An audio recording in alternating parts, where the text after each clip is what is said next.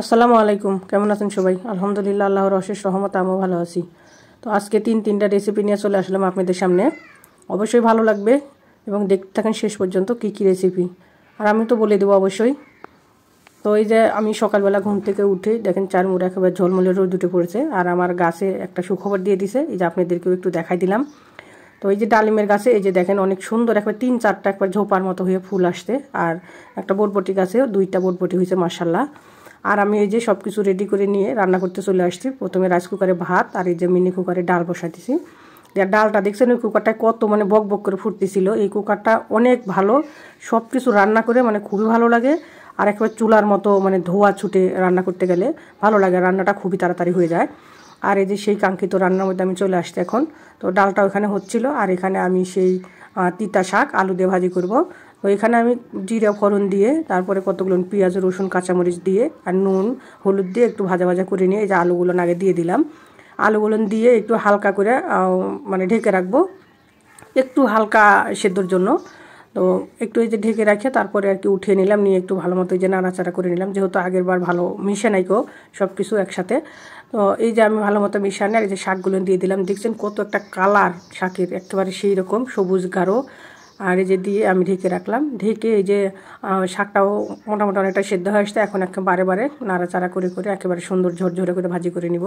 আর এই শাকটা আপনারা কে কে খেতে পছন্দ করেন আমাকে অবশ্যই জানাবেন। আমার কিন্তু খুবই পছন্দ এবং খুবই উপকারী এই শাক। তো আমি যেখানেই পাই না কেন, যেখানে দেখি আমি সেখান থেকে নিয়ে এসি। আর এই যে দেখেন লাস্ট ফিনিশিং নতুন সুন্দর দেখা যাচ্ছে এবং খেতেও কিন্তু ততটাই টেস্ট হয়েছিল। আর এখন আমি ডালটা বাগার দিয়ে দিব। আমি প্রথমেতে কড়াইতে কতগুলো তেল দিয়ে দিলাম, দিয়ে পাঁচফোড়ন দিয়ে একটু নাড়াচাড়া করে নিলাম। অনেক সুন্দর একটা সুঘ্রাণ আসছে। আর এখানে কতগুলো পেঁয়াজ আর রসুন দিয়ে একেবারে লাল লাল করে ভেজে নিলাম। ফোড়নটাই যে দিয়ে দিলাম, একেবারে ছ্যাদ করে উঠলো। আর ছোট্ট ওই মিনি কুকারটা অনেক কিছু রান্না করা যায়, সব কিছু, যেমন আপনি গরুর গোস্ত রান্না করতে পারবেন, খিচুড়ি পোলাও ডাউল বা মাছ ভাজা যায়, সবজি রান্না করা যায়, দুধ জ্বালানো সেমাই রান্না করে সব কিছু আপনি করতে পারবেন।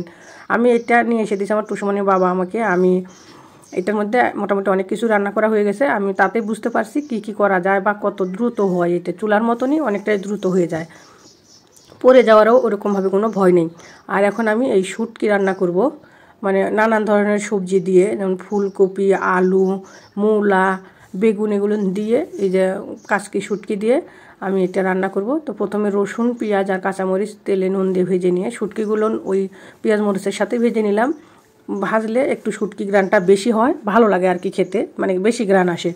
দিয়ে আমি এই যে একটু ধনিয়া গুঁড়া আর একটু হলুদের গুঁড়া দিয়ে দিলাম, আর কাঁচামরিচ দিয়েছি, এর জন্য আর কোনো গুঁড়ামরিচ দিব না। আর শুটকি তরকারির কিন্তু মশলাটা খুবই কম দিতে হয়, বেশি মশলা দিলে শুটকির গ্রানটা কমে যায় আর কি।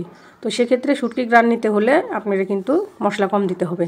আর আমি এই যে একটু কষা নিলাম মোটামুটি অনেকটাই, নিয়ে এখন টমেটো দিয়ে দিলাম, দিয়ে এই যে একটু নাড়াচাড়া করে কষা নিয়ে আর এই যে পানি দিয়ে দিলাম, অল্প পরিমাণের পানিটা দিয়ে দিলাম, যেহেতু আমি এটা ঝোল রাখবো না একেবারে মাখা মাখা করে একেবারে শুকায় ফেলবো। তো শুটকি তরকারিটা আর কি শুটকি চচ্চড়ি আর কি। তো এই যে দেখেন মোটামুটি তরকারিটা হয়ে আসছে আমার। তো আমি আস্তে আস্তে আমি সবসময় বরাবরের মতো যে আপু ভাইয়ার আমার ভিডিও দেখেন সবাই জানেন আমি কিন্তু ঢেকে ঢেকে রান্না করি। আমি ঢেকে রান্না করতে বেশি পছন্দ করি, এর জন্য আমি এই যে বারবার করে ঢেকে ঢেকে অল্প আছে ভাপায় রান্না করে নিলাম।